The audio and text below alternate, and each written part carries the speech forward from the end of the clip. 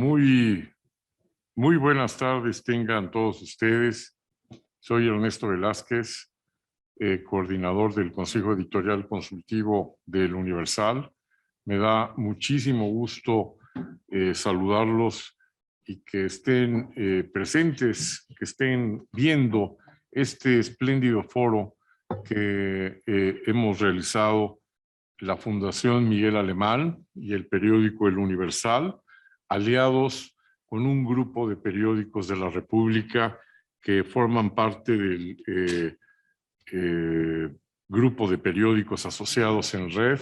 Quiero, si me lo permiten, saludar que en esta transmisión se está viendo en las redes sociales de la Fundación Miguel Alemán, del periódico El Universal y también del Debate de Sinaloa, del Siglo de Torreón, del Informador de Guadalajara, del Imparcial de Hermosillo, del periódico Frontera de Tijuana, Pulso de San Luis Potosí, La Crónica de Baja California, y particularmente quiero dar también la bienvenida a nuestros amigos de Diario de Yucatán, que a partir de este foro se están enlazando a estas actividades y transmitiéndolo en sus redes sociales. Estamos en la Biblioteca Mexicana de la hermosísima Fundación Miguel Alemán, gracias a la hospitalidad del doctor Alejandro Carrillo Castro, quien está aquí a mi izquierda y que es también panelista en este foro. Agradezco muchísimo al licenciado Miguel Alemán Velasco y a la señora Claudia Alemán, quienes presiden esta fundación, por el entusiasmo con el que acogen estas propuestas, y saludo muchísimo y con mucho gusto y con mucho honor a nuestros panelistas de esta tarde. Está con nosotros la doctora Dulce María Sauri, que en su momento haré la presentación de cada una de ellas, la licenciada Raquel López Portillo y la doctora Laura Reina, así como, tal como lo señalé, el doctor Alejandro Carrillo Castro. Nos congrega hoy un tema especialmente importante ante la cercanía del día emblemático 8 de marzo y que hemos titulado con la pregunta ¿hay en México perspectiva de género? Quisimos utilizar ese término ya reconocido por las Naciones Unidas, evidentemente, para abrir un poco más el tema de algo que nos lleva hacia la necesidad de evaluar si hay políticas de perspectiva de género en nuestro país, donde, por desgracia, como lo sabemos, hay una numeralia bastante negra en términos del tema de las mujeres. Ya aprendimos que debemos decir no la mujer, las mujeres. Ya aprendimos que no es un feminismo o el feminismo, sino los feminismos, pero no hemos aprendido quizá todavía a crear las políticas necesarias sobre este tema. Y por eso nos congregamos esta tarde para hablar sobre el mismo. Voy a dar paso a la primera intervención que haría la licenciada Raquel López Portillo, que es licenciada en Derechos Humanos y Gestión de Paz por la Universidad del Claustro de Sor Juana y especialista en análisis político, democracia y elecciones del CIDE. Es maestrante en Gobierno y Políticas Públicas por la Universidad Panamericana. Formó parte del Parlamento de Mujeres del Congreso de la Ciudad de México. Fue coordinadora universitaria para la campaña He for She de ONU Mujeres. Es asociada de COMEXI, del Consejo Mexicano de Asuntos Internacionales, colaboradora habitual del Universal y de otros medios como El Economista, El Heraldo de México, y al mismo tiempo una notable investigadora que ha reflexionado mucho sobre la deuda, sobre todo recientemente, sobre la deuda democrática de las mujeres.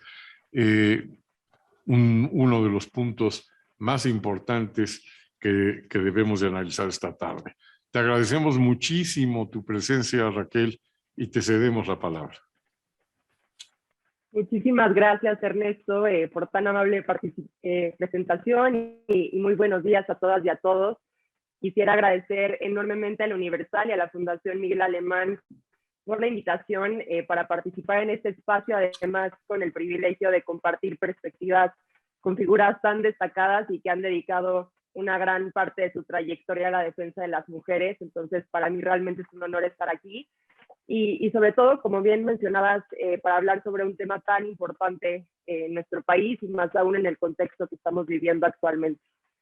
A mí me gustaría empezar diciendo algo que pareciera obvio, pero que realmente todo apunta a que para muchas personas aún no lo es, y es el hecho de que los problemas públicos no son neutrales al género. Es decir, partiendo de la pregunta que nos reúne el día de hoy, si queremos empezar a debatir, a cuestionar sobre la perspectiva de género, sí creo que debemos de partir de esta idea generalizada de que cuestiones muy simples que a veces pueden ser incluso invisibles en nuestro día a día, desde el uso del transporte público, el grado de escolaridad que alcanza una comunidad, la forma en la que accedemos a servicios de salud, por ejemplo, tienen un impacto diferenciado entre hombres y mujeres, y que creo que es precisamente profundizar sobre estas diferencias con herramientas sólidas y pues desde una perspectiva holística, lo que nos va a permitir avanzar hacia una mejora de servicios, hacia un desarrollo más próspero y por supuesto pues a una sociedad mexicana más justa, ¿no?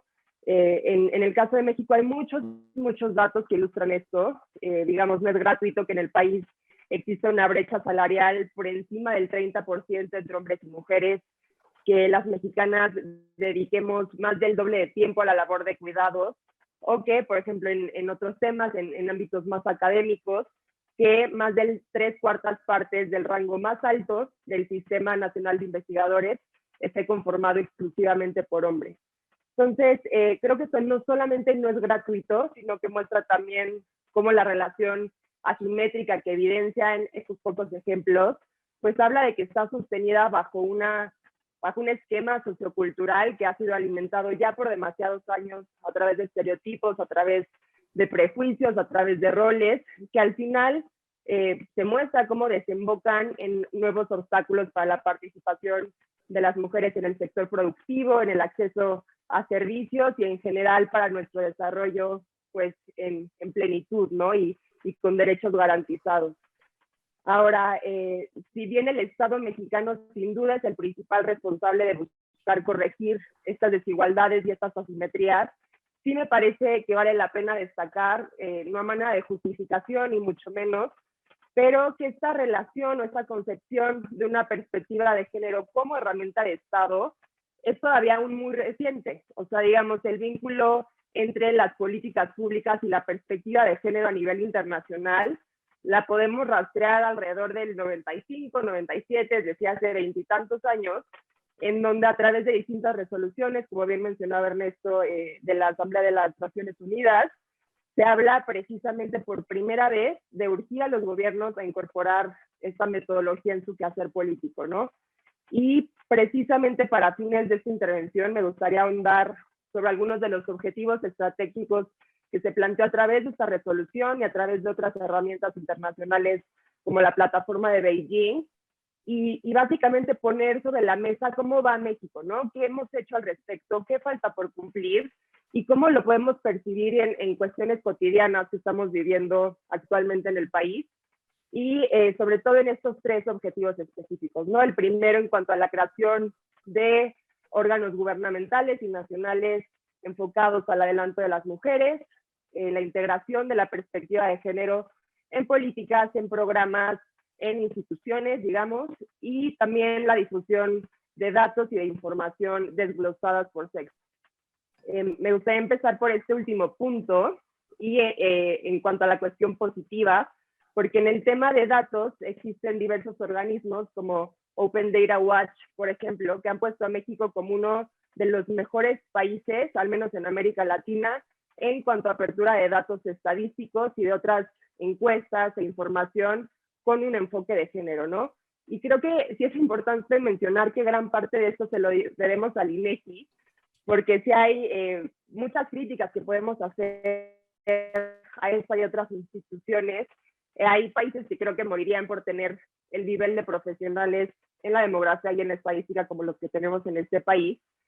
Y bueno, en ese sentido, en lo que vamos bien, creo que sin duda es en el tema de segregación por sexo en distintas encuestas, que nos han permitido comenzar pues a entender y sobre todo a tener evidencia más científica sobre los diversos fenómenos sociales relacionados con la desigualdad entre hombres y mujeres, y especialmente en términos de estas 4 encuestas principales, ¿no? En la que nos permite saber cuál es la dinámica de las relaciones en el hogar, en la que se refiere a en qué nos empleamos, en qué estamos trabajando, a la que se refiere a cómo usamos nuestro tiempo y, por supuesto, a cómo vivimos o experimentamos la discriminación en nuestro país.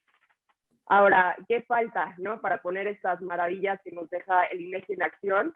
Creo personalmente que, por un lado, sí tenemos que estar bien conscientes que, aunque hemos dado pasos agigantados en ese sentido, aún falta mucho para ir más allá, a generar datos de calidad. Es decir, no falta contar con el registro de a cuántas mujeres y a cuántos hombres les ocurre X situación, sino que sí necesitamos contar con un mayor nivel de información estadística que permita abonar a la construcción de políticas públicas de calidad, y que, basada en esa información, pues permite establecer objetivos a corto, mediano y largo plazo, y también, obviamente, pues transversalizarlo al resto de las encuestas, no únicamente estas 4 que mencioné anteriormente. Y creo que podemos pensarlo de una manera muy clara en términos de la violencia feminicida que azota nuestro país. Apenas hace una semana se publicó una entrevista con Fabiola Lanís, la titular de CONAVIM, y mencionaba 3 datos que me parecieron realmente aterradores. El primero es que el 30% de los delitos que ocurren en el país son por razones de género. El segundo, que el año pasado cerramos con más de 3,000 mujeres asesinadas, y que también en el 2021 se registró un aumento en los delitos de feminicidio, de violación, de violencia familiar y de trata de personas. Entonces, esto nos habla de que sabemos los números, tenemos los datos, pero que no están siendo aplicados de la forma correcta para poder revertir esta situación. Pensemos en que tenemos 25 alertas de violencia de género en distintos estados, pero estas al final no han ido acompañadas de un seguimiento, de una evaluación, de información que dote de entendimiento para poder realmente mitigar esa violencia feminicida en esos estados. Sabemos que cada día asesinan a un promedio de 10, 11 mujeres al día, pero no sabemos muchas cosas detrás de esos feminicidios, y esta mala calidad de la información al final condiciona la forma también en que se atiende la violencia de género en México, ¿no? Y de ahí que sea, pues, fundamental seguir insistiendo en este tema. En la parte de órganos e instituciones, México cuenta con un aparato muy robusto en materia de género, y esto en gran medida se lo debemos también a la reforma del artículo 4º constitucional, que llevó a la creación del Instituto Nacional de las Mujeres y de otros organismos locales que atendieran esa materia. Y nuevamente, creo que más allá de las críticas que podemos hacer en cualquier institución, ¿no?, en materia de interlocución, de una mejora de resultados, creo que en este caso en particular sí falta una especie de conciencia que para alcanzar este tipo de objetivos no basta únicamente la creación de organismos o incluso de políticas específicas para la mujer. Me parece que hay una especie de miopía en la que parece que las mujeres existimos solamente en esta dimensión, y se obvia que existimos en todos los ámbitos, y de ahí que sea tan urgente transversalizar la perspectiva de género de una manera genuina. En este caso, creo que uno de los ejemplos más claros es el que estamos viviendo actualmente con la cancelación de las escuelas de tiempo completo. Si bien esta medida va a afectar enormemente y en mayor medida a los 3.6 millones de niños y niñas que con la eliminación de este programa pierden un espacio seguro, pierden una mejora en el rendimiento al estar en este programa de escuelas, que pierden el acceso a una comida diaria, necesariamente afecta también a las mujeres, a las madres de familia que con esta cancelación abrupta tendrán que romperse la cabeza para ver cómo organizan su tiempo, que sin duda se va a ver interrumpida su jornada laboral, que lleva a su vez a mayores preocupaciones en términos de cuidados, y en fin, una serie de cosas que ponen sobre la mesa como ciertas intervenciones públicas para generar igualdad de condiciones, ya sea que no sea de forma intencional o porque ocurran consecuencias que no se previeron, pues continúan fallando. Y por último, en el tema de presupuesto, pues creo que en general hemos visto cómo el tema de la austeridad mal llevada ha traído consecuencias fatales y que obviamente estas no excluyen a la esfera de género. En México, la primera vez que se destinó un presupuesto específico para la implementación de medidas para temas de igualdad fue en el 2008, y a pesar de que pues este anexo llegó para quedarse, los recursos aprobados para este año, podemos ver dos cosas y con esto cierro. Por un lado, que del total del presupuesto nacional, lo destinado a temas de género representa apenas un 3%, que digamos, estamos conscientes de que hay muchos temas que atender, pero que esos porcentajes ayudan a ver pues las prioridades que está teniendo el Estado. Y por otro, el tema más grave es que al menos el 90% de ese presupuesto están destinados para programas que no tienen que ver con temas de género, sea las pensiones para personas adultas mayores, el programa de jóvenes construyendo el futuro, el programa Sembrando Vida. Y aquí el problema no son los programas per se, creo que eso ya sería materia de una discusión completamente distinta, pero que no son programas que atienden específicamente estas necesidades diferenciadas que afectan a las mujeres, dejando volando programas como el tema de refugios, como la procuración de justicia, como tantos otros que, pues si bien la prioridad de este anexo 13 es garantizar la igualdad de género, pues es urgente que se cumpla su objetivo y que no sea una forma de reorientar estos recursos hacia otros lados, ¿no? Dejaría hasta aquí esta primera intervención con este diagnóstico a grosso modo de estos tres pilares y bueno, esperando escuchar al resto de mis colegas. Muchísimas gracias, Raquel. Pues creo que ha sido muy clara y contundente. Nos has ubicado muy bien en dónde estamos en el tema en México. Tenemos los datos, algunos datos verdaderamente estrujantes. Lo que tú has dicho con respecto a la violencia de género en nuestro país es francamente parte de lo que yo llamaba esa numeralia verdaderamente negra que hay en nuestro país. Nos has hablado de las instituciones que hemos creado, pero nos has hablado también de cómo están siendo gravemente afectadas por la falta de presupuestos. Y esto nos lleva hacia ese tema de las políticas, a veces de perspectiva de género. A veces de pronto en México dicen algunos investigadores, tomamos decisiones para callar nuestra conciencia, como cuando de pronto se dice, pues ya hay una política porque la mitad son hombres, la mitad son mujeres. No, no es eso, eso no es, ya sabemos, eso no es perspectiva de género. Eso no es crear políticas de perspectiva de género. De tal suerte que, bueno, nos has puesto exactamente ubicados en dónde está nuestro país en este tema y creo que ayuda mucho ello para continuar con nuestra conversación. Doy el turno ahora a la doctora Dulce María Sauri. Muchas gracias por estar con nosotros, doctora.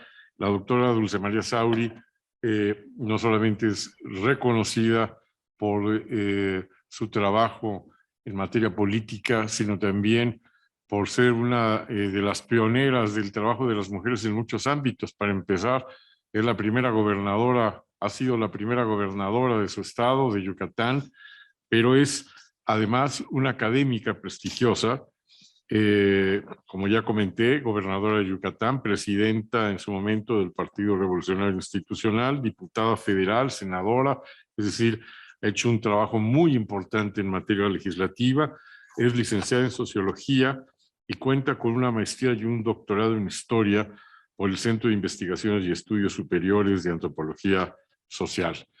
Es un honor tenerla aquí, doctora. La palabra es suya.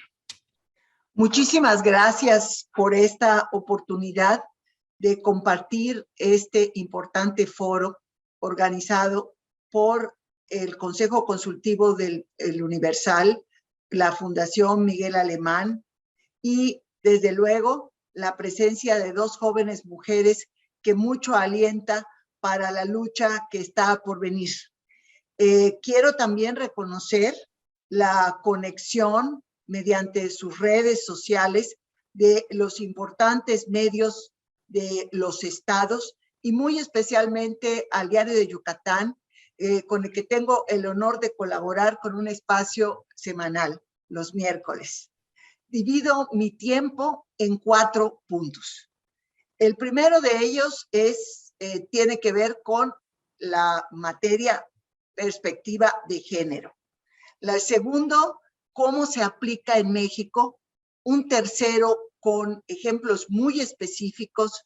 Y por último, concluiré con algunas líneas sobre qué sigue. La respuesta a la pregunta, ¿existe perspectiva de género en México? Sí y no.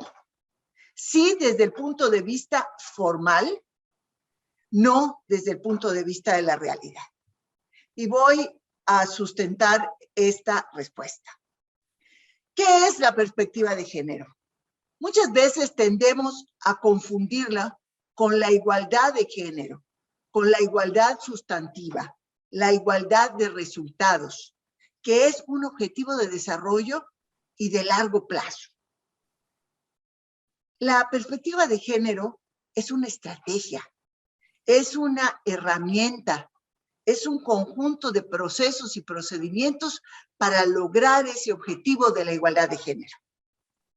Dicho esto, recuperaré lo que ya hace un momento mencionaba Raquel, que la perspectiva de género es un concepto creado por la Organización de las Naciones Unidas y muy particularmente por el Consejo Económico y Social, el ECOSOC, que es en el que se adopta esta resolución de la incorporación de la perspectiva de género a todas las acciones en materia económica y social que impulsan las Naciones Unidas en 1997. Esto pasó después de la Cuarta Conferencia Internacional de las Mujeres en 1995. Y justamente esta resolución de ECOSOC destaca, pero yo les sugiero a ustedes que nos imaginemos para aplicar esta estrategia, este procedimiento, 3 pasos.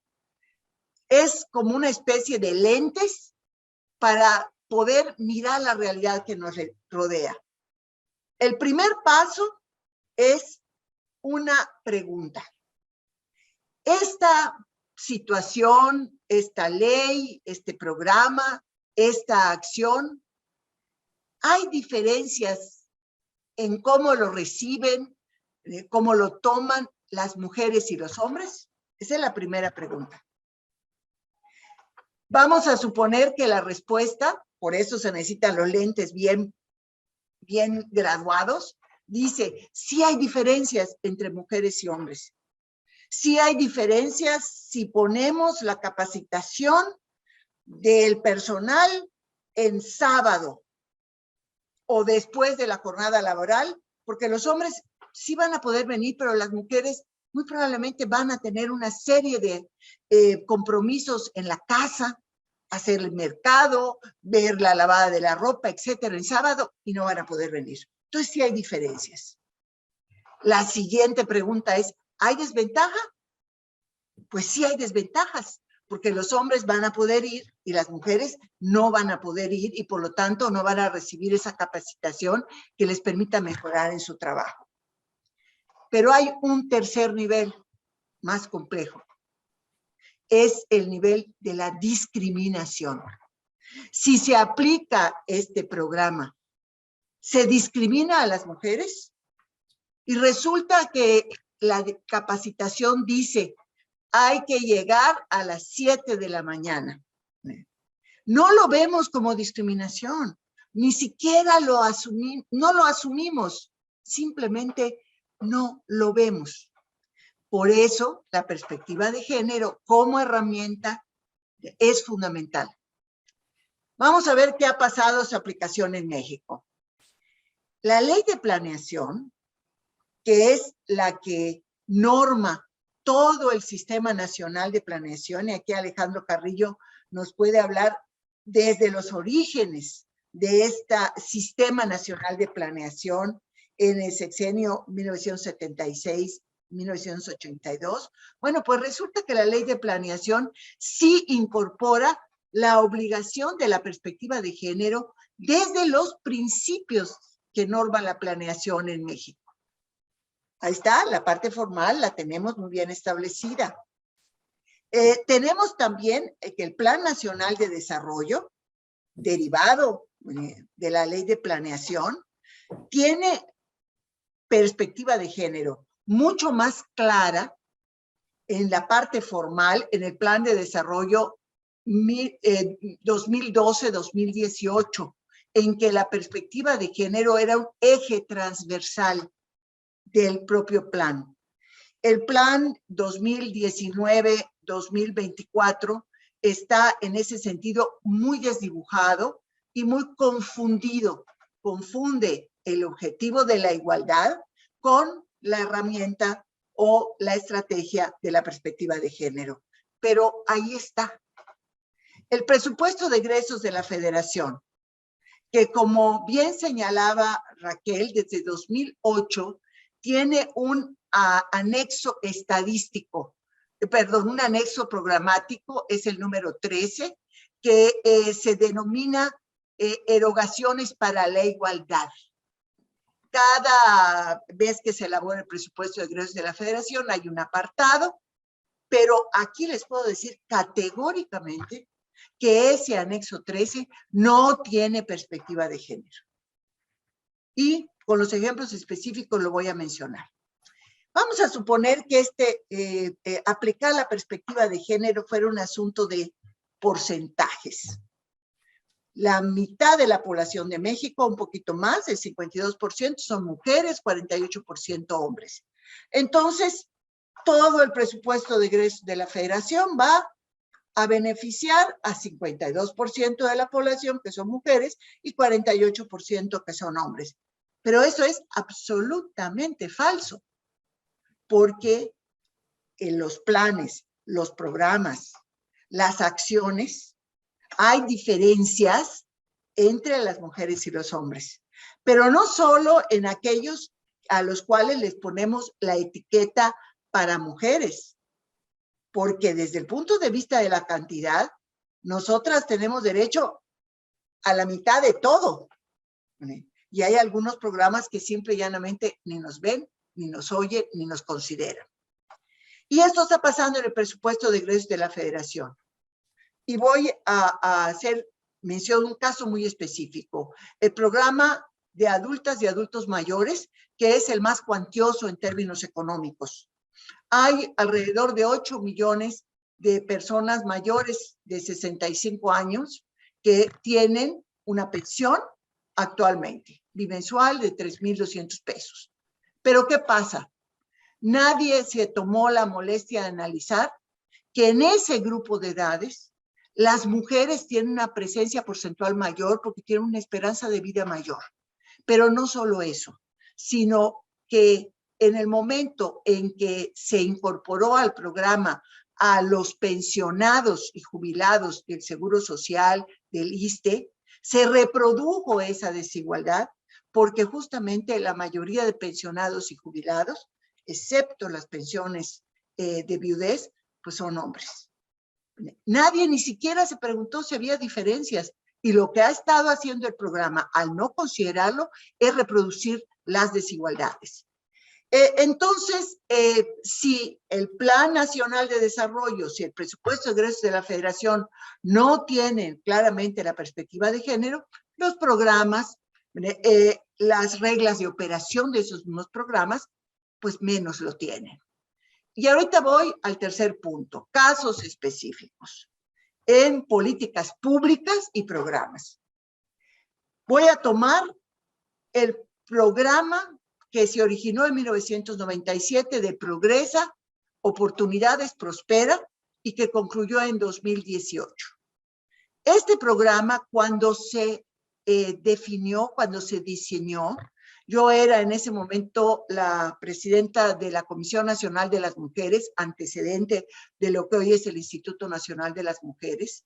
Se estableció una acción con perspectiva de género al definir que eran las mujeres, madres de familia o jefas de familia, las que iban a recibir las transferencias monetarias en materia de educación, o sea, las becas, en materia de alimentación, los subsidios y apoyos alimentarios, porque no solo porque las mujeres aprovechan mejor las transferencias, el dinero que se da a las familias, sino por una razón muy importante, para empoderar a las mujeres.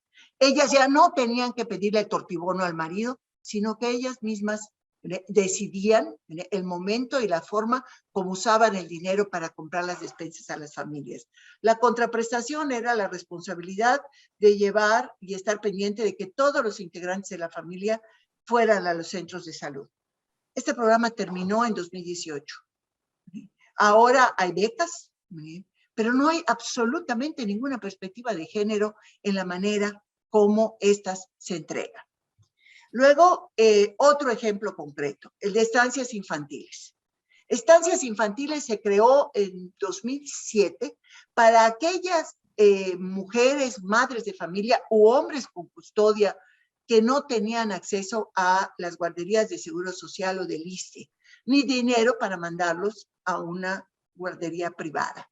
Entonces, la Secretaría de Desarrollo Social desarrolló este esquema por el cual en casas certificadas, con personas también certificadas por la propia institución, podían las mujeres dejar a sus hijos entre 0 y 4 años de edad para poder ir a trabajar fuera del hogar. Esto era muy importante para las mujeres que estaban en el sector informal de la economía o para estudiar. Este programa de estancias infantiles también terminó en 2019 y se sustituyó por la entrega de dinero a las madres menores de 4 años de edad, 800 pesos mensuales, para que ellas vieran a ver quién podía atenderles a los hijos. Terminó la perspectiva de género. Otro, Jóvenes Construyendo el Futuro, para entregar un apoyo de capacitación por 1 año a mujeres y hombres entre los 18 y los 29 años que se dijo ni estudiaran ni trabajaran. ¿Dónde está el enorme sesgo que si hubiese aplicado la perspectiva de género en el diseño de este programa, no estuviese al borde del fracaso como se encuentra ahora? Porque la mayoría de los que el censo captura entre 18 y 29 años, que ni estudian ni trabajan, son mujeres con responsabilidades familiares, bien sea madres de hijos pequeños, bien sea porque ellas hacen o reproducen las labores del hogar. Si hubiese tenido perspectiva de género, si hubiese amarrado con el programa de estancias infantiles para que las mujeres que van a capacitarse, que tienen hijos menores de edad, justamente lo hacen dejando a sus hijos en las estancias infantiles. Y por último, reitero lo que señaló sobre las escuelas de tiempo completo hace un momento Raquel. Este programa es un ataque directo, el fin del programa, a los derechos de la infancia y de las mujeres en México. Era un programa con el que se había estado avanzando gradualmente y que tienen que ver con la responsabilidad social del cuidado, en este caso de la infancia.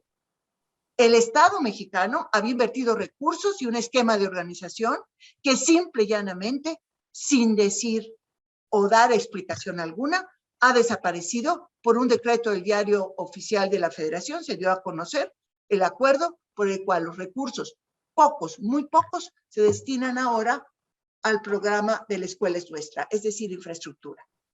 Bien. Concluyo. A ver, como verán, entre la parte formal y la realidad hay una enorme brecha que tenemos que buscar que se reduzca. No necesitamos que se cambien las leyes, sino cambia la realidad. Y les pongo un ejemplo, tomando también el que Raquel dio sobre el Sistema Nacional de Investigación y la Ley de Ciencia y Tecnología. El jueves pasado, ayer pues, hubo una modificación a la Ley de Ciencia y Tecnología que se celebró en términos de igualdad de género. No menosprecio el lenguaje, porque solo lo que se nombra existe. Pero en este caso, el gran cambio fue incorporar al artículo donde habla de director, directora, y donde se habla de investigador, investigadora. No estamos atacando el problema de fondo, que las mujeres investigadoras, y si vemos los datos del Sistema Nacional de Investigadores, que por cierto, en los últimos 2 años no se han presentado, estos datos nos permiten señalar que en todos los niveles del SNI hay una proporción menor de mujeres. Esa proporción menor en la base, candidaturas, es un poquito menos aguda, pero si 1, 2 y tercer nivel, ya en tercer nivel hay una diferencia gigantesca entre mujeres y hombres investigadores. Ese es el problema de fondo, que con perspectiva de género nos debería llevar a otras conclusiones. Por eso requerimos definir visiones y hacer propuestas. En ese sentido, les anticipo que el próximo lunes, 7 de marzo, se presentará una convocatoria para discutir todo sobre el país que queremos las mujeres. Porque no se trata solo de discutir los temas urgentes, donde se manifiesta la desigualdad y la violencia con particular intensidad. Se trata de discutir todo sobre el país desde una perspectiva de género. Ese es el reto que tenemos por delante.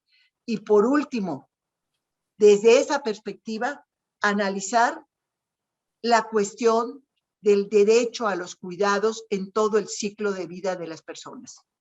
Necesitamos asumir, y esa es una revolución profunda, que los cuidados a las personas en todo su ciclo de vida no son responsabilidad de las familias, son responsabilidad conjunta del Estado y la sociedad a través de un sistema nacional de cuidados robusto y real, construido con perspectiva de género. Muchas gracias. Muchas gracias, querida doctora. La doctora Sauri nos ha ubicado ya en términos legales, desde luego, en los términos de las leyes mexicanas, pero también en las evidencias del retroceso que hay reciente en las políticas de perspectiva de género, en las omisiones, en los planes, en los programas y en las acciones.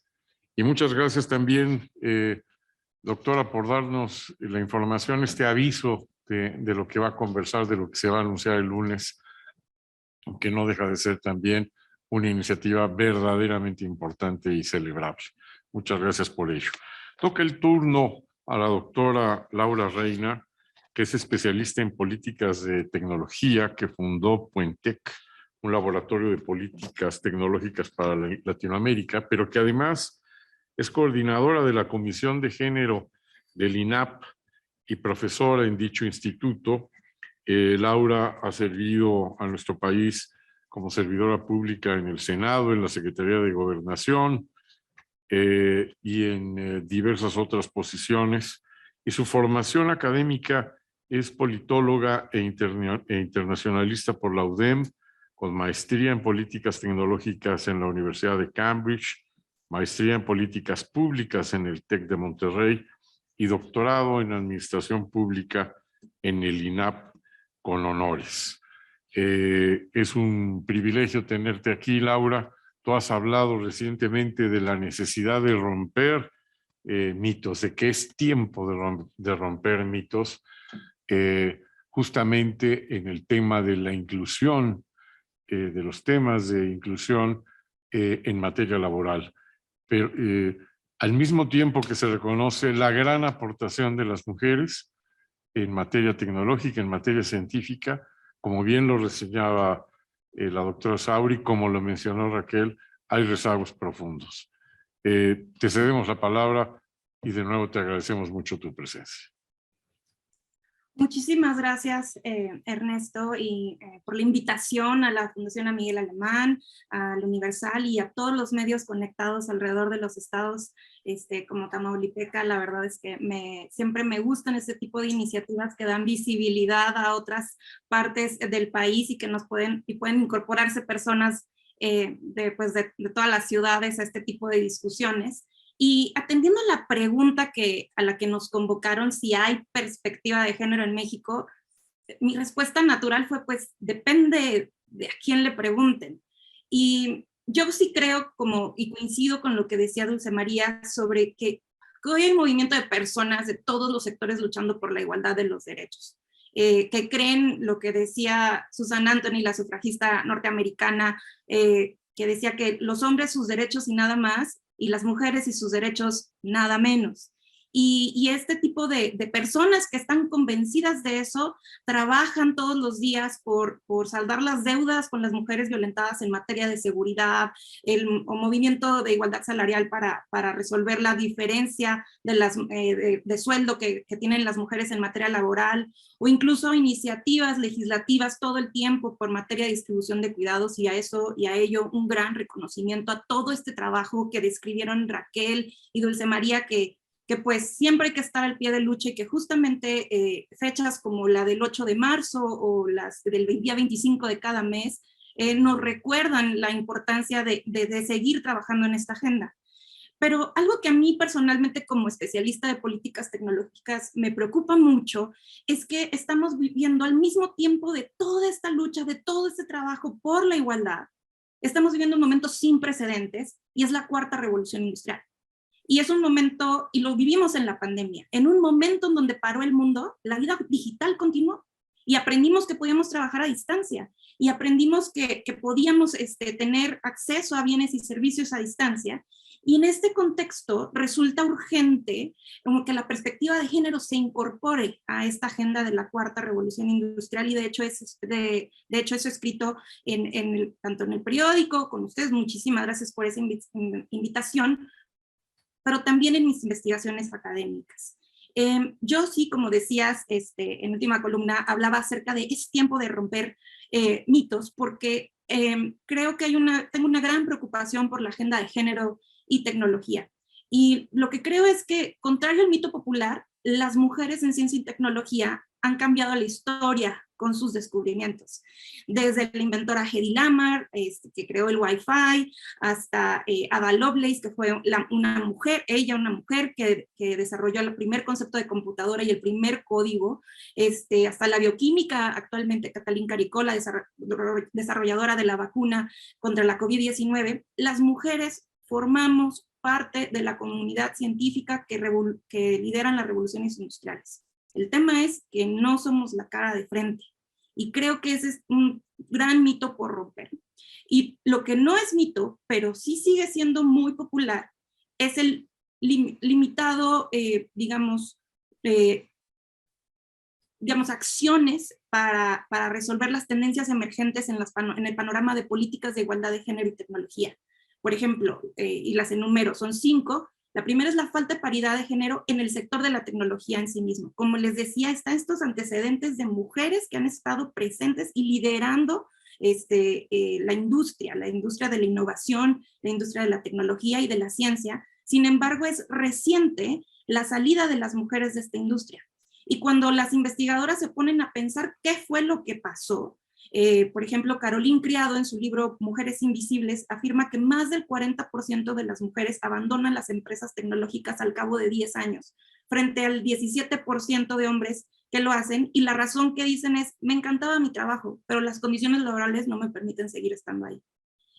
También, por ejemplo, hace un par de años hicimos una investigación respecto de la desigualdad en la industria de software en México, y las mujeres en la industria de software ganamos 30% menos que los hombres. Esto lo publicamos en la revista Nexos. Y esta situación, en donde pues esta falta de paridad de género en la industria de la tecnología es relativamente reciente, y hay otras investigadoras que dicen que es a razón de que pues los sueldos en la industria de la tecnología empezaron a crecer. Entonces, y sí, a las mujeres en la industria de tecnología nos va mejor porque es una industria que está creciendo mucho, pero la realidad es que no hay paridad ahí, ¿no? En ese tema hay una lucha muy importante que hacer.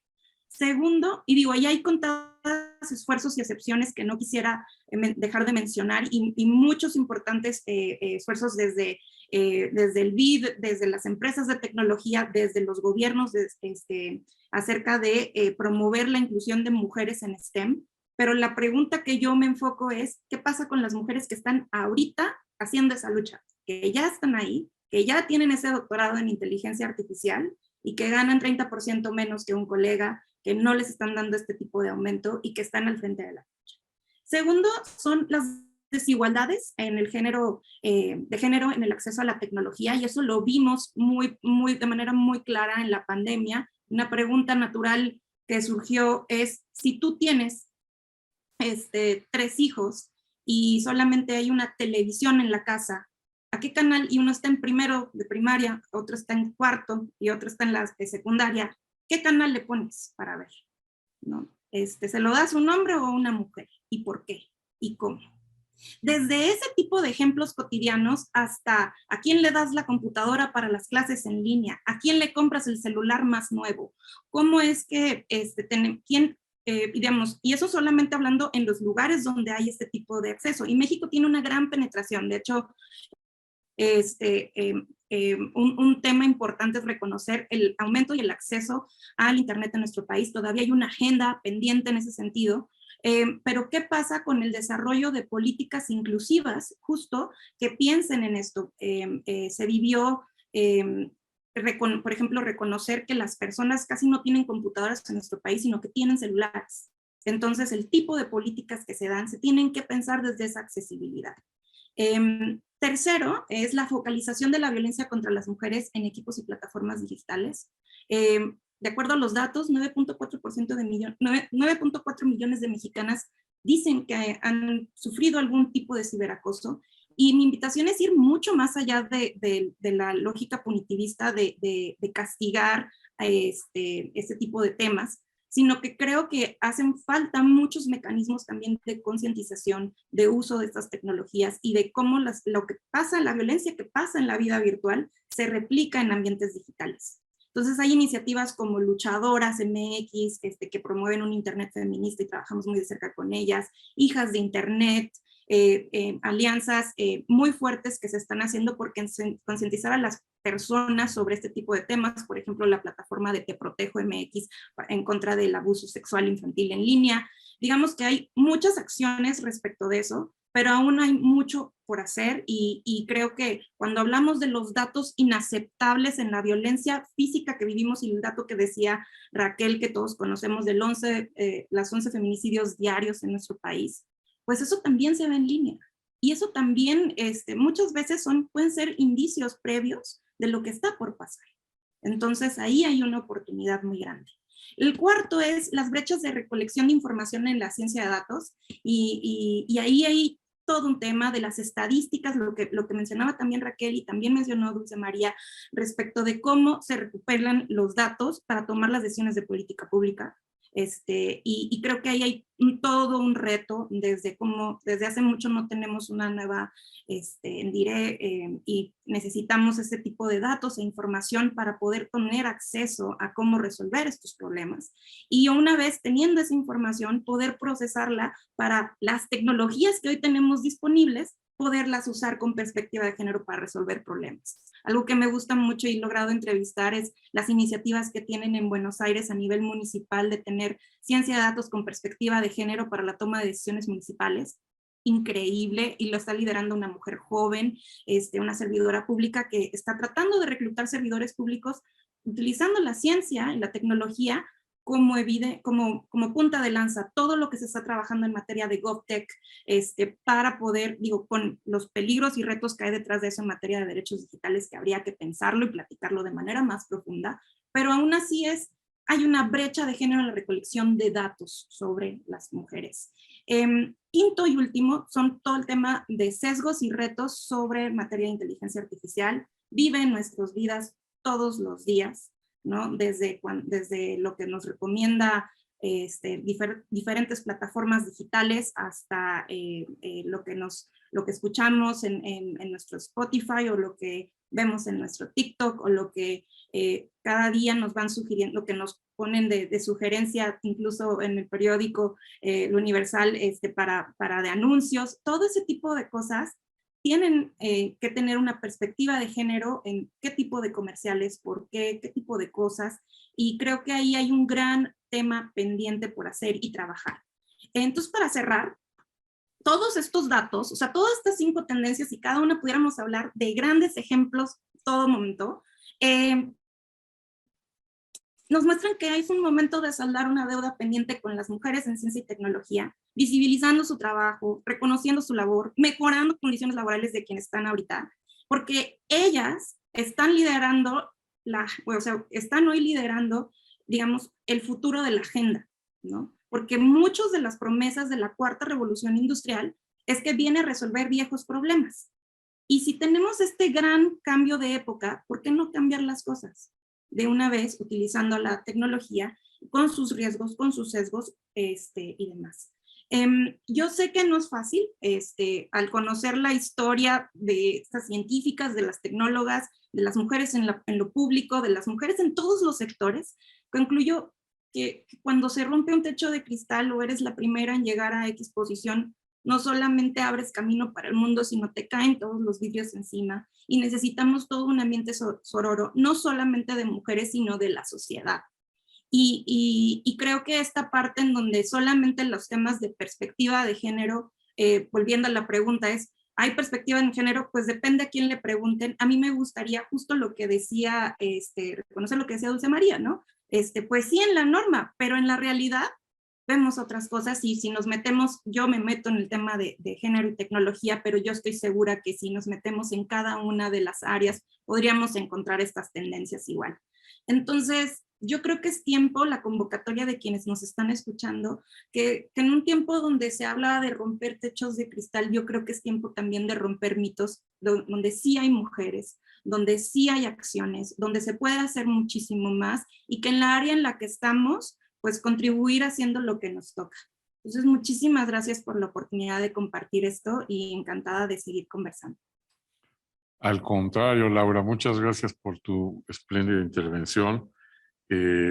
Nos has ubicado perfecto en términos de lo que está sucediendo en este nuevo mundo, en esta revolución industrial, en esta época pospandemia, y has ubicado desde luego pues las dificultades que hay en las condiciones laborales, en las desigualdades. Me gusta quedarme con esto que comentaste tú, en esta afirmación contundente. ¿Por qué no cambiar las cosas de una vez por todas con esta deuda histórica que existe?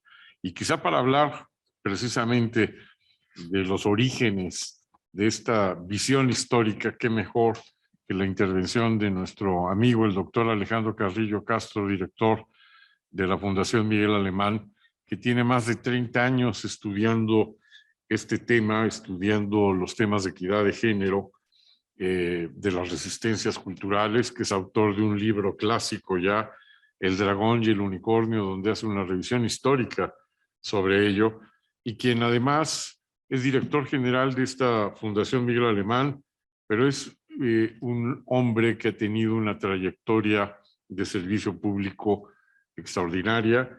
Es licenciado en Derecho y doctor en Administración Pública por la Universidad Nacional Autónoma de México.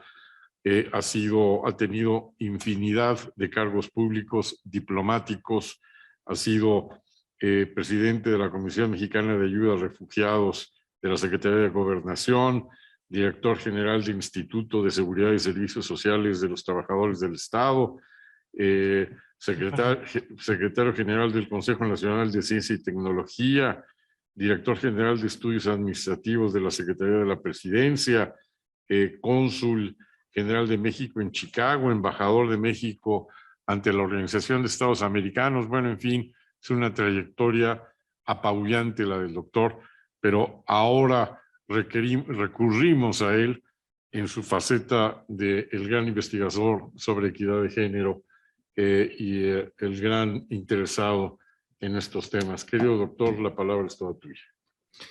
Muchísimas gracias.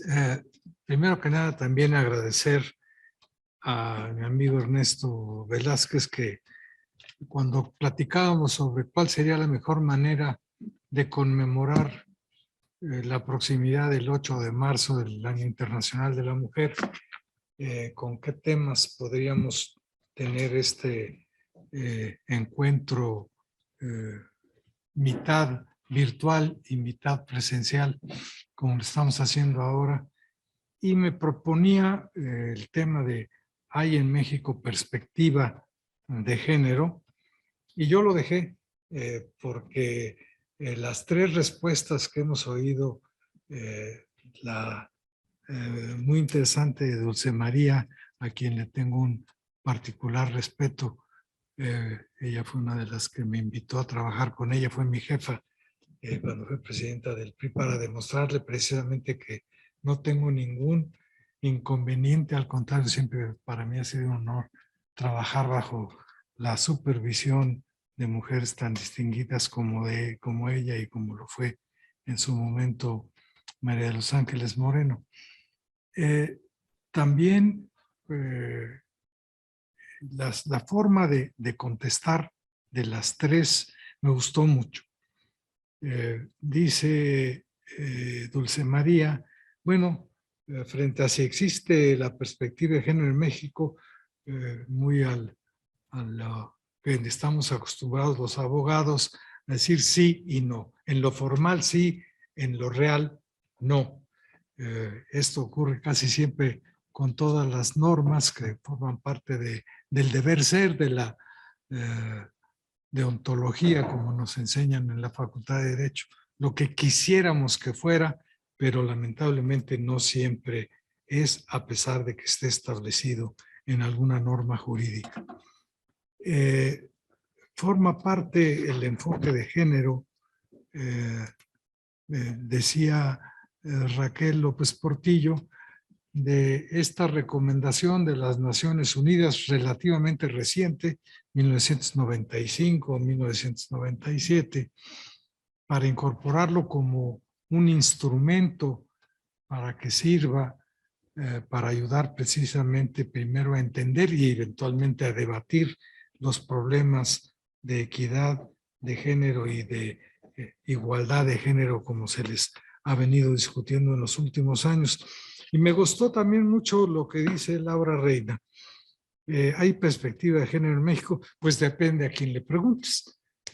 Para algunos sí la hay, para otros no la hay, tanto en los términos formales o reales a los que se refería Dulce María. Yo les confieso que cuando me lo planteó como título Ernesto Velázquez, le dije, pues la respuesta es obvia.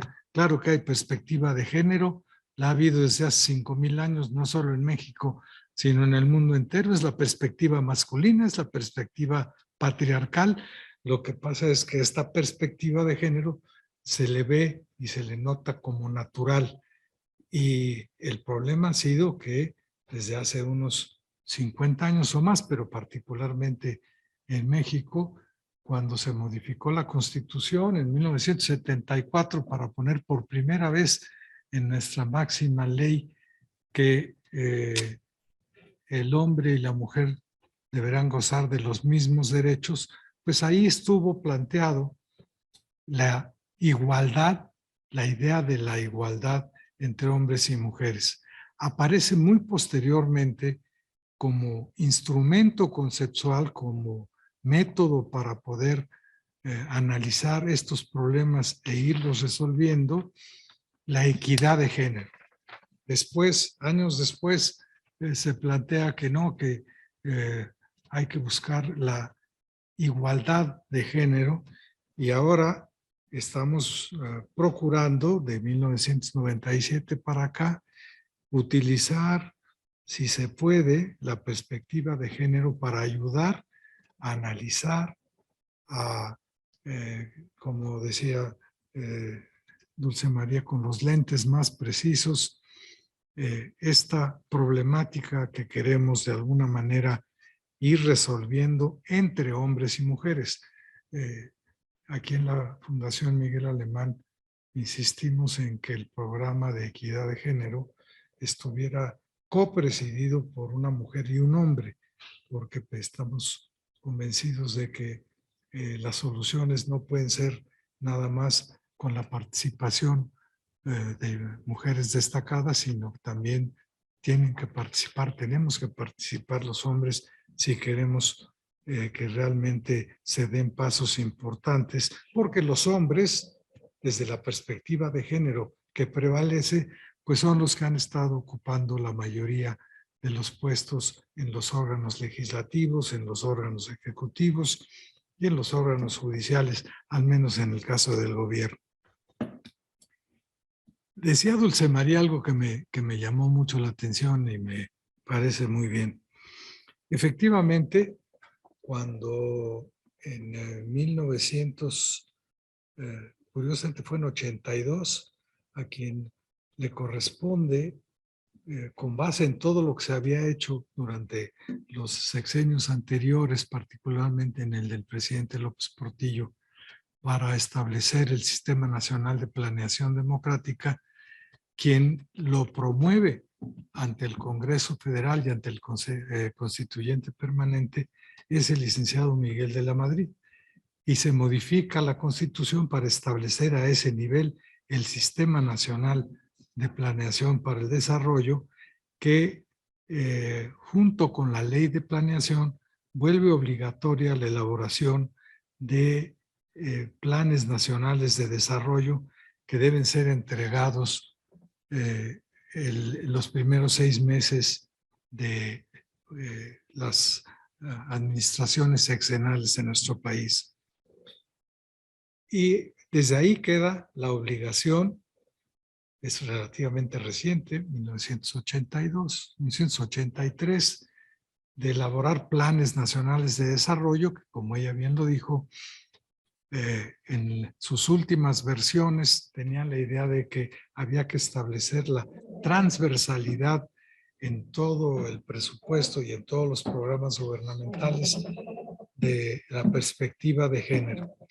Pero ocurre algo que ya mencionó Ernesto, que en el último Plan Nacional de Desarrollo, que fue modificado en los últimos días, recuerden ustedes que primero la Secretaría de Hacienda mandó a la presidencia un proyecto de plan nacional de desarrollo que no le gustó al titular del Ejecutivo, lo sustituyó por un documento de 70 y tantas cuartillas, en donde, entre otras cosas, desapareció no solo la perspectiva de género, desaparecieron las prioridades que se habían venido estableciendo en años anteriores, como estos programas de las guarderías o de las estancias de cuidados infantiles, el programa de la escuela completa o de tiempo completo. Y decía o utilizaba una frase que me llamó mucho la atención, por eso la apunté, Dulce María, dice, la perspectiva de género en el Plan Nacional de Desarrollo aparece de manera muy confusa. Es más, hay una idea, podemos decir que está confundida, o hay una gran confusión con lo que respecta a qué debe entenderse por perspectiva de género. Estoy poniendo el reloj para no pasarme del tiempo que me había asignado Ernesto. Estamos en 9 minutos. Y ese es uno de los problemas fundamentales que tenemos, que hemos ido para atrás, aún en el planteamiento formal, ya no dijéramos en el cumplimiento real, sino aún en el planteamiento formal de lo que es la utilización de la perspectiva de género para garantizar que se vaya avanzando en la equidad de género o en la igualdad de género, como le quieran ustedes llamar. Y hemos llegado ya al momento en donde se plantea que es preferible darles a las madres 800 pesos para que vean si las abuelitas pueden encargarse del cuidado de los niños mientras las madres están trabajando. Me recuerda lamentablemente, y con esto voy a terminar esta primera intervención, aquella fórmula en donde le preguntaban, ¿y tú qué les das a tus trabajadores para que, o a tus hijos para que vivan más tranquilos? Pues yo les doy tanto dinero. No, pues eso no les alcanza para esto. Y entonces acaba utilizando aquella fábula casi de Esopo, pues yo les doy 20 centavos para que compren lo que sea y que resuelvan sus problemas como ellos lo entiendan. Esta desinstitucionalización de la perspectiva de género que se había ido estableciendo en diversos instrumentos normativos, entre ellos el Plan Nacional de Desarrollo, pues no augura muy buenos resultados a corto ni a mediano plazo.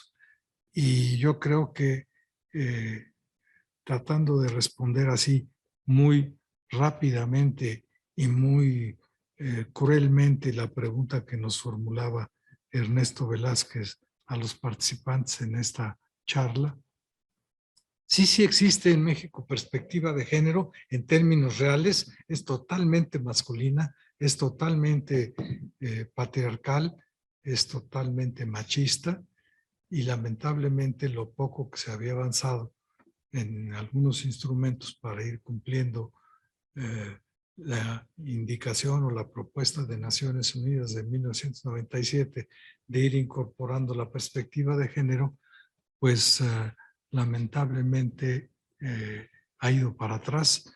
Hay una involución en términos incluso del deber ser, de lo que quisiéramos que fuera, independientemente de si se cumple o no en la realidad.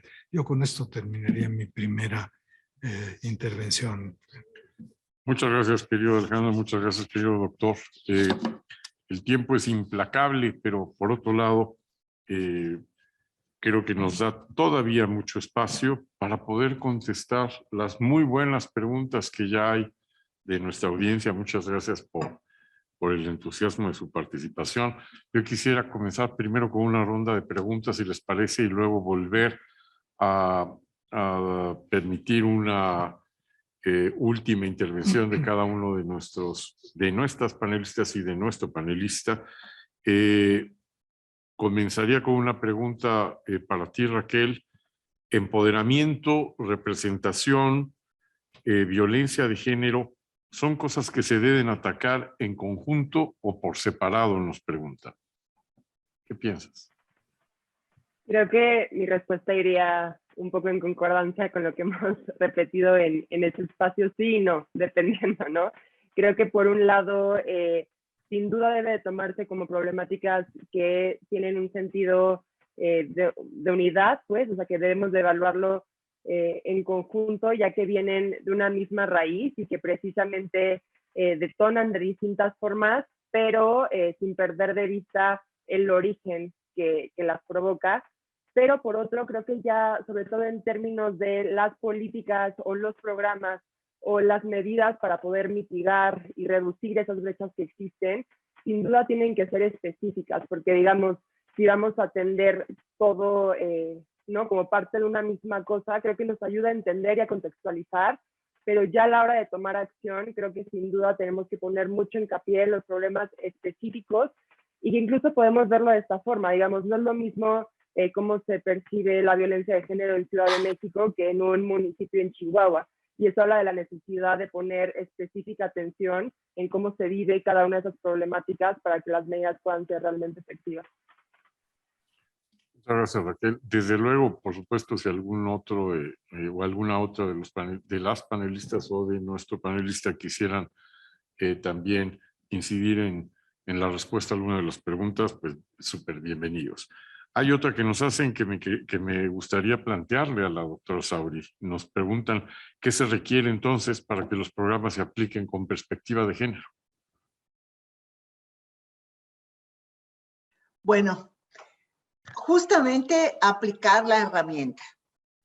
A ver, voy a usar el ejemplo de la violencia contra las mujeres, que como bien señaló Raquel, se trata también de especificar, porque si bien hay una base general, que es el abuso de poder, porque cualquier forma de violencia es una forma de imponer mediante la fuerza, que puede ser psicológica, puede ser física, y negar al otro la libertad.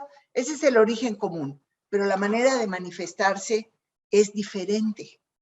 Por ejemplo, si es en el caso de mujeres, amas de casa, que no tienen ingresos propios, la violencia se manifiesta cuando el marido les dice, pues no te doy para el gasto, o no te doy para que pagues tal cosa, o hasta que no hagas tal cosa, no vamos incluso hasta pagar la luz. Por eso, la medida específica es, vamos a trabajar en el empoderamiento de las mujeres, sí, pero ¿cómo? El programa que les decía yo de Progresa, Prospera, que les daba las transferencias monetarias a las madres de familia. Eso empoderó a las mujeres. Entonces, sí tenemos que buscar, cuando analizamos la perspectiva de género, como primer paso, responder a la pregunta, ¿hay diferencias?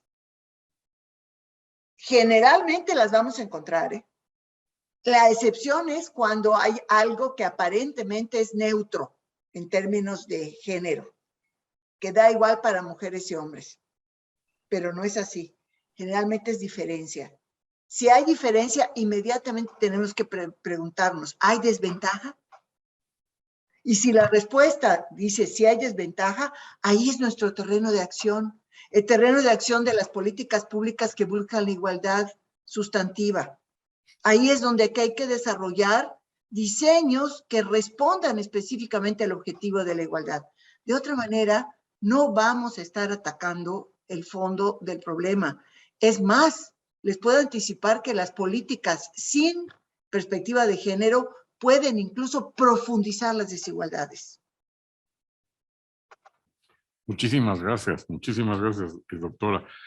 Siguen llegando preguntas, creo que esta la pensaron para que la responda nuestra amiga la doctora Laura. Dice, ¿sería posible desde las políticas públicas incidir en el actuar de las empresas para que éstas también apliquen perspectiva de género, o cómo se le debería de hacer? ¿Qué piensas, Laura? Creo que al final de cuentas todas las empresas o el sector privado, o más allá de no solamente de las empresas, por ejemplo, iniciativas de la sociedad civil o sectores diversos dentro de la sociedad, deben de incorporar las perspectivas de género, ¿no? Por ejemplo, en Inglaterra hay una iniciativa desde el sector público en donde a las empresas se les exige la igualdad salarial. Y hay sanciones para quienes lo incumplen, es un modelo muy interesante.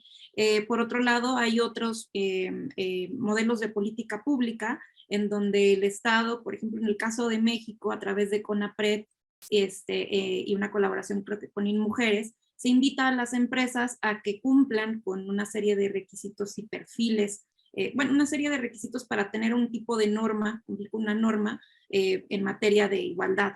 Pero más allá de eso, yo creo que tiene que ver, por más regulación que haya, porque además la diversidad de los sectores es muy distinto, no es lo mismo, por ejemplo, temas de flexibilidad laboral que ayudan mucho a las mujeres, también que se mencionaba como tal y se promovía. Vimos en la pandemia que le afectaron su desempeño laboral, porque al momento de estar en casa, muchas anunciaron que salían del trabajo, están las estadísticas disponibles, porque no podían atender los trabajos de cuidado y trabajar al mismo tiempo desde casa. Entonces, ese tipo de normas pensadas desde una perspectiva del Estado, aplicarlas a todos o desde una perspectiva sin incluir a la sociedad, incluso a las personas que están siendo afectadas por el tema, pues es un tema muy importante que hay que considerar.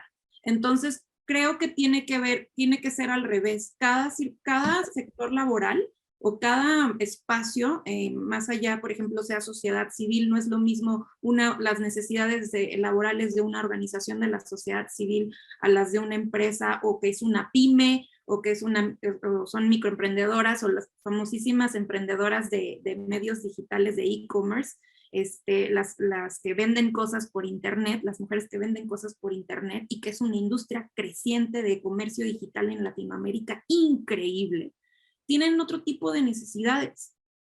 Entonces, creo que tendría que ver más con una idea de la diversidad desde las empresas, que esa perspectiva de género realmente esté incubada, y no solamente perspectiva de género, sino de la diversidad de los perfiles, porque al menos en el feminismo en el que yo me suscribo, que es interseccional, creo que hay una necesidad importante también del reconocimiento de las diversidades de las mujeres.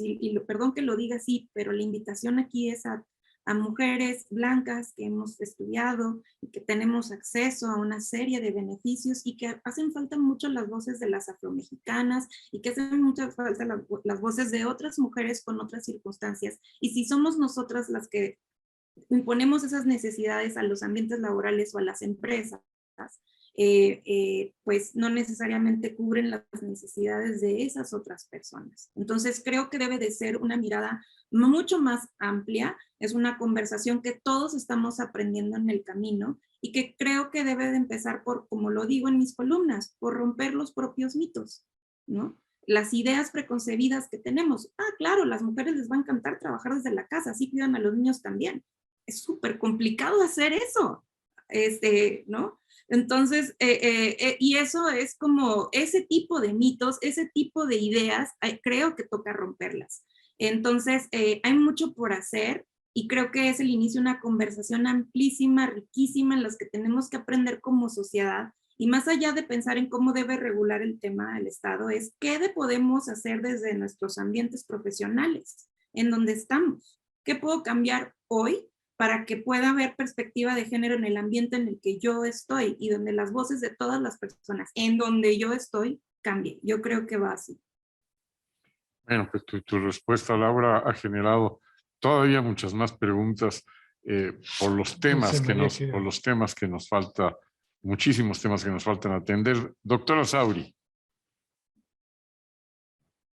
A ver, a mí me encanta lo que planteó Laura. Y quiero, bueno, hablar desde mi condición de prieta, y además una singularidad, porque soy mujer adulta mayor. Fíjense qué curioso, invitaron a moderan dos hombres que son adultos, creo que mayores, pero no me atrevo a afirmarlo, y a dos mujeres jóvenes. Hasta hace poco, yo, en la edad que tengo, 70 años, estaría cuidando a mis nietos, y si fuera por el exsecretario Ursúa, recibiendo los 800 pesos mensuales, ya no de mi hija, sino de mi nieta. Para que, entonces, pero a lo que voy es esto. La perspectiva de género es lo que nos permite distinguir las diferencias. Hay que ver, a ver, vamos a ver el término, la cuestión de las empresas, porque yo estoy de acuerdo en que lo más importante es el cambio cultural. Que las leyes, por más que cambien, cuando hay esa resistencia de la cultura, siempre habrá manera de darle la vuelta. No les voy a narrar ejemplos porque hay un montón de cómo darle la vuelta a cualquier tipo de leyes en materia de igualdad sustantiva.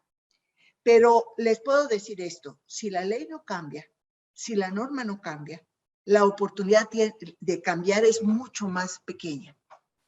La norma tiene que impulsar, y aquí hay dos cosas. Una, en la legislatura pasada se aprobó una reforma en materia de igualdad salarial, que tenemos que exigir que verdaderamente se reglamente para poderla aplicar. Porque si no hay reglamento, si no hay manera de saber si efectivamente las empresas están cumpliendo o incumpliendo, no va a haber nada. Segunda cuestión, que tiene que ver con cantidad. Hay una iniciativa atorada, se presentó en la legislatura pasada y ha quedado, para que las empresas públicas, las empresas que cotizan en bolsa, tengan al menos el 40% de sus consejos con representación de mujeres. Dice que no más de 60% del mismo género, pero ya sabemos que el 40% pues, es de mujeres.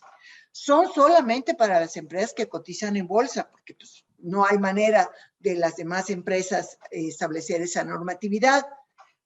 Ya existe en el caso de las empresas públicas. Todas las empresas públicas que tienen consejos tienen la obligación de alcanzar la paridad. Díganme ustedes, cualquier empresa, podamos revisar si quieren la paradigmática de Pemex, cómo estamos en cuestión de representación de género, si se cumple esta reforma a la Ley de Entidades Paraestatales, que por cierto data de hace más de casi 2 años. Entonces, a lo que voy, y perdón por la insistencia y en alguna medida por la pasión, es que sí, hay que cambiar la cultura, pero los cambios en las normas son los que empujan, y no hay que desalentarnos a la primera de que cambia la ley y simplemente la realidad ahí permanece. Hay que empujarla. Para eso, los litigios estratégicos que han emprendido en varios ámbitos son muy importantes. O sea, abogadas y abogados que luchan por los derechos humanos y que le saben a cómo hacer que los derechos de nuestra Constitución sean derechos exigibles en los tribunales, están ayudando en forma muy significativa a que avancemos. Muchas gracias, doctora. Doctora Carrillo, ¿quieres tú comentar algo? Sí, aprovechando lo que decía ahorita también Dulce María, desde hace 25 años y a propuesta precisamente de María de los Ángeles Moreno, yo le puse como título a una conferencia que me invitan a dar con frecuencia, la resistencia cultural a la equidad de género. Porque ya está resuelto el asunto en muchos aspectos legales, pero la resistencia cultural está ahí y es la que cuesta, como tú lo dices, más trabajo modificar. Yo leo la prensa todos los días con perspectiva de género y entonces me saltan los ejemplos de las cosas que todavía se están dando. Por ejemplo, leía yo ayer que en los próximos días en la sala de Netzahualcóyotl de la universidad, una directora mujer, Jerry Lynn Johnson, va a dirigir la orquesta de Filadelfia, que es directora de la Orquesta de Filadelfia, y ella contaba que hace 10 años tuvo que crear su propia orquesta porque cuando iba a solicitar la posibilidad de que le dieran la plaza de directora de orquesta, le daban la vuelta, como dice Dulce María, no, mira, es que ahorita no tenemos, etcétera, etcétera, pero que finalmente alguien tuvo la honestidad de decirle, mira, no te la vamos a dar, ella es una directora de tez morena, porque tu apariencia no es lo que la audiencia espera de un director. Eso está en la prensa, ayer lo pueden consultar. La señora que va a dirigir la Orquesta Sinfónica de la Universidad, hace apenas unos años, la respuesta es que tu apariencia ya estaba legislado, ya teóricamente la obligación era la paridad, etcétera, pero la apariencia no es lo que la audiencia espera de un director. Y quisiera así traer otro dato que apareció hoy en la prensa para que vean cómo se puede estar leyendo la prensa con perspectiva de género y eso puede resultar útil. Y lo hago en honor de María Angélica Luna Parra, que fue miembro de la Comisión de Equidad de Género de la Fundación, y que cada vez que platicábamos en público de estas cosas decía, es que yo cuando fui consejera o asambleísta de la Ciudad de México, tuve que luchar porque en el Código Penal estaba más sancionado el robo de una vaca que el asesinato de una mujer. O sea que hay que ir buscando, como aquí se ha dicho, y como lo dijo también Raquel y Laura, los casos particulares, porque independientemente de que cueste trabajo, como dice Dulce María, que se vayan cumpliendo las normas, pues hay que irlas estableciendo para que siquiera, como decía Juárez en su momento, hay que dejar vivo el derecho para que alguien quizá con mejor suerte que nosotros lo pueda conquistar o lo pueda hacer que se cumpla. Hoy en la mañana leía yo en un periódico de circulación nacional, persiguen más a las mujeres por aborto que a los feminicidas. Y este es un aspecto específico de una disposición jurídica y que se ve como normal, obviamente por los hombres, no por las mujeres. Y lo hago como recuerdo y en homenaje a a María Angélica, que me enseñaba a decir, vean ustedes los hombres cómo en las disposiciones normativas del derecho mexicano y del derecho penal se cuida más la vida de una vaca que la vida de una mujer. Y hoy pues tenemos el caso de que se consigna el hecho de que se persigue más a la mujer por abortar que a un feminicida, a propósito de quienes hablan de el cuidado de la vida humana. Bueno, pues creo que lo que has comentado, querido Alejandro, es contundente y dramático. Hay una pregunta que nos ha llegado, una pregunta que me parece muy buena, que creo que además nos da pie para poder hacer ya en aras del tiempo que se nos ha consumido, un comentario final de cada uno de nuestros panelistas. La pregunta es, ¿podremos en algún punto trascender de la política de género a la política sin género? ¿Creen que en algún momento se cerrará la brecha que requiere empoderar a las mujeres? No sé quién quiera comenzar de nuestras panelistas o el propio doctor Carrillo. Yo terminaría, si me permiten, lo quiero hacer muy rápido. Hay que recordar que el concepto de género, como lo dije, es un instrumento conceptual. Es un instrumento que se propuso en los años 60 precisamente para que se pudiera lograr una mayor profundidad en el análisis y en la discusión de los problemas a los que nos estamos refiriendo. Antes se hablaba de la guerra de los sexos. Me acuerdo en México en 1950 las conferencias a las que se nos invitaba era la guerra de los sexos. Y las diferencias entre los sexos no servían, el concepto de sexo, para poder discutir las cosas que estamos discutiendo aquí, porque obviamente sexo es un concepto de tipo natural en donde sí hay claramente diferencias que la naturaleza ha establecido. En cambio, género es un concepto cultural que ha ido modificándose a lo largo del tiempo y que ese sí se puede ir modificando, incluso idealmente, cuando ya no hubiera estas diferencias tan grandes a las que se refería Dulce María, pues ya se podría prescindir de este instrumento de auxilio, pero mientras siga habiendo estas abismales diferencias culturales y en la vida real entre los derechos que se les conceden a las mujeres frente a los hombres, pues yo creo que no es malo que estemos utilizando conceptos como género y como equidad de género y como perspectiva de género para poder avanzar en la solución de los problemas a los que nos estamos refiriendo.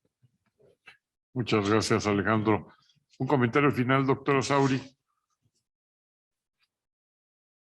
Mucho gusto. A ver, lo que aspiramos es a tener una igualdad sin adjetivos. Ese es el objetivo, el propósito. O sea, igualdad para ejercer plenamente los derechos que nos corresponden como seres humanos, como personas. No hay derechos de mujeres y derechos de hombres. Hay derechos de personas, de seres humanos, en su diversidad. Pero lo que sí hay son obstáculos distintos para ejercerlos a plenitud entre las mujeres y los hombres. Entonces, una perspectiva de género empieza por reconocer esos obstáculos distintos y empezar a quitarlos, ¿sí? A desplazarlos para ejercer plenamente los derechos. Ese es el propósito. Entonces, más que políticas sin género, yo diría que lo que se trata es igualdad, ¿sí? Sin adjetivos, parafraseando al clásico. Y una última recomendación de carácter estrictamente, bueno, iba a decir cinematográfico, pero de plataformas digitales. vean por favor el documental Mujeres en la Ciencia. Este documental que está en la plataforma de Netflix les permite ver con claridad no solo cómo se construye la desigualdad en lo que aparentemente es un espacio de neutralidad absoluta como es la ciencia, sino cómo las mujeres científicas muy destacadas lograron hacer un estudio en el MIT, parangón de todo esto, donde demostraron científicamente la desigualdad entre las científicas y los científicos de esa institución. Esa es mi primera recomendación. Y la segunda recomendación, y que tiene que ver con lo que señalaba hace un momento Alejandro sobre la directora de orquesta, tiene que ver con otra película que está en la plataforma que se llama Antonia, una sinfonía. Esta es de Antonia Bricio, una mujer que lucha por ser directora de orquesta. Estamos hablando de la década 1930-40, pero que nos refleja algo que está todavía existente, porque yo me atrevo a afirmar que antes de que la persona directora de orquesta fuera calificada por el color de su piel, estaba el hecho de ser mujer. Si es mujer afrodescendiente, ¿verdad? Aquello ya era una combinación aún más discriminatoria, pero una actividad reservada exclusivamente a los hombres, y ahí se desarrolla todas las razones y los argumentos de los grandes directores a los cuales Antonia aspiraba a emular para evitar enseñar a una mujer. Entonces, ejercicio efectivo de derechos, eso es lo que tenemos que proponernos como meta, como objetivo para la igualdad. Gracias.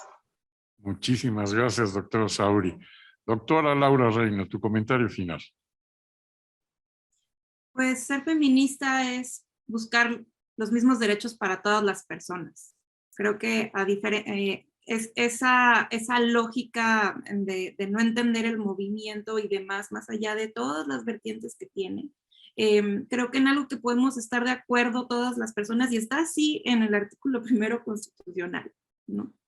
Y en el tipo de orden en el que tenemos es justamente mismos derechos para todas las personas. Y creo que una vez dicho eso, por eso toca romper esos mitos. Y la invitación es empezar con los propios. En dónde están, ubicarlos, hacer ese ejercicio personal, porque el aprender de la igualdad empieza por desaprender lo que nos han enseñado como sociedad, y es una aventura difícil, bonita, y que se van nutriendo de conversaciones como estas. Entonces, muchísimas gracias por la invitación. Encantada de hablar de estos temas siempre. Gracias, Laura. Raquel, tu turno, tu comentario final, querida Raquel.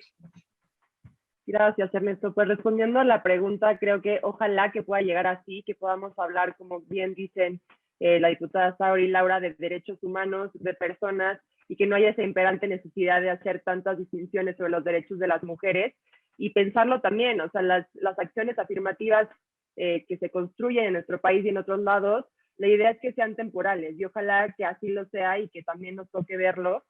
Y para finalizar, retomaría también lo que comentaba la diputada sobre estas preguntas que ayudan a pues ampliar esta perspectiva de género, y que a pesar de que acá nos enfocamos un poco, bastante más en el tema público, creo que sí puede marcar la pauta para, como decía Laura también, hacerlo como un ejercicio diario de reflexión. Es decir, este chiste que voy a contar, este mensaje que voy a enviar, realmente abona a este clima de estigmatización y sexualización de las mujeres.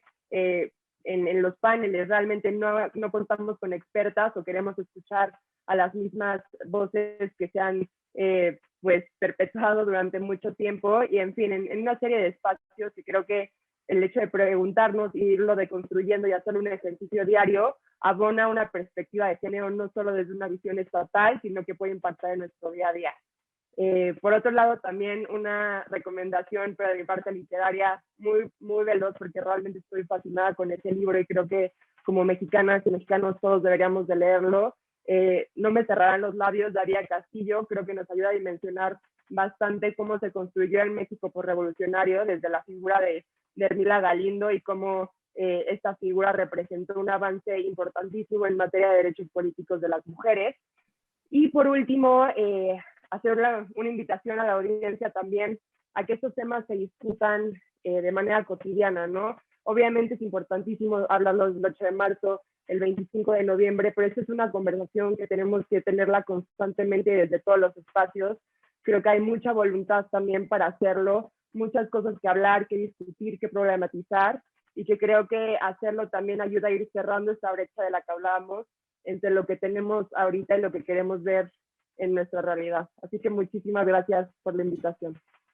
Muchas gracias, Raquel. Tienes toda la razón, hay mucho que hablar, vamos a seguir hablando de esto. Yo quiero agradecer y celebrar, de verdad celebrar la participación de las mentes tan lúcidas que nos han acompañado esta tarde en este foro, a nuestras 3 panelistas y al doctor Carrillo. Agradezco mucho a la licenciada Raquel López Portillo, a la doctora Laura Reina, a la doctora Dulce María Sauri y al doctor Alejandro Carrillo Castro por su participación esta tarde en este foro. Agradezco mucho, desde luego, la alianza que el Universal tiene con la Fundación Miguel Alemán y desde luego a los extraordinarios periódicos de todo el país que se están sumando a estas reflexiones, al periódico El Debate de Sinaloa, al Siglo de Torreón, al Informador de Guadalajara, a nuestro querido Diario de Yucatán, que se ha sumado a partir de hoy a estas reflexiones, al Pulso de San Luis Potosí, al Imparcial de Hermosillo, a Crónica de Baja California, a Frontera de Tijuana, y desde luego a ustedes por habernos acompañado en esta espléndida mesa de reflexión esta tarde. Muchísimas gracias y muy buenas tardes.